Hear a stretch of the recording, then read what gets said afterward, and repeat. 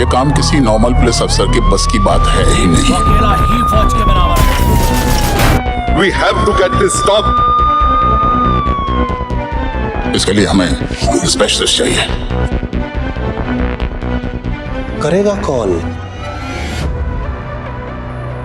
Tiger.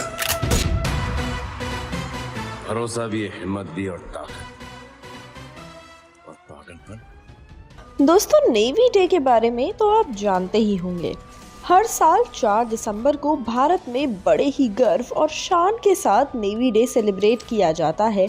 लेकिन दोस्तों, क्या आप जानते हैं कि आखिर ये नेवी डे मनाया जाता क्यों है और क्या है इसके पीछे की कहानी? दरअसल नेवी डे की कहानी एक्सटेंड होती है 90s तक। बात है साल 1970 की, जब भारत और पाकिस्तान के बंटवारे को पूरे 24 साल हो चुके थे, लेकिन फिर भी दोनों देशों के बीच काफ़ी तनाव का माहौल रहता था और भारत को हमेशा ही सतर्क रहना पड़ता था ताकि पाकिस्तान कभी भी कोई हमला ना कर दे।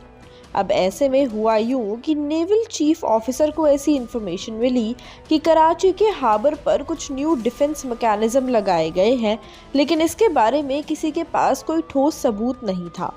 तो ऐसे में सिर्फ एकमात्र रास्ता ही था वहां जाकर खुद कंफर्म करना कि आखिर ये माजरा क्या है।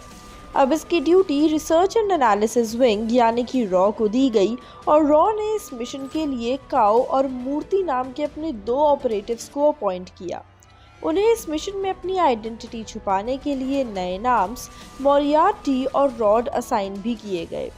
उन दोनों ने मुंबई पोर्ट से अपनी यात्रा शुरू की और सेल करते करते कराची तक पहुंचे।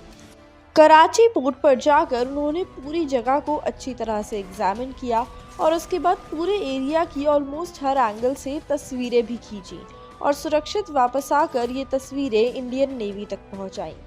और उन तस्वीरों में वही निकला जिसका डर था।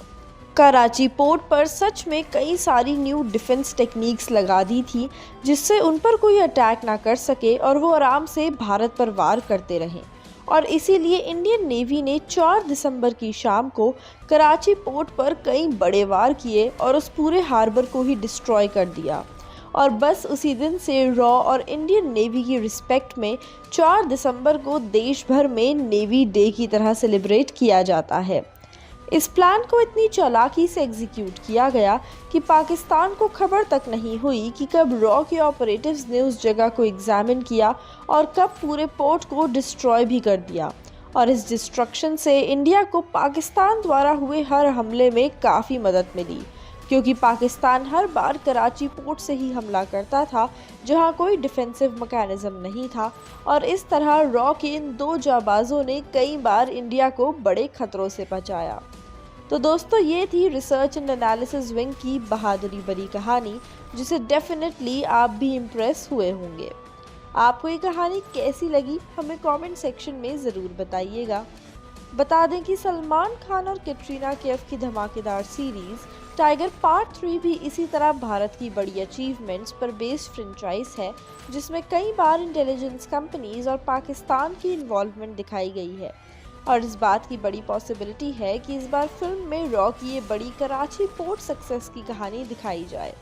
अगर ऐसा होता है तो सच में ऑडियंस फिल्म देखना काफ़ी पसंद करेगी।